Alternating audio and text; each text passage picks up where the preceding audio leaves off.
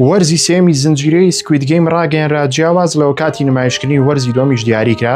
ئەم هەواڵە فەرمیە و لە نێتفلێکسەوەیە تیزەرێکیشان بڵاوکرەوە بینەری ڤیدۆکە بن با هەموو زانیاریەکانتان ببێت. بە فەرمی تۆڕی نێتفلێکس پێشەوەی کە وەرزی دووەممان بۆ بڵاوکاتەوە ڕایگەیان کە زنجیرەی سکوید گەیم وەرزی سێیەمیەت کە کۆتا وەرزەبێ ئەویش بەهۆی ئەوەی کە چیرۆکەکە لە بەشی دووەمان تەواو نابێ و جیاواز لەوە وەرزی دووەم لە بەرواری 26 دوانزە لە تۆڕی نێتفلێکس بەردەستە بێ وەرزی سێیەم لە ساڵی 2025 مەشتی زەرەکەیەتی بینەری بن.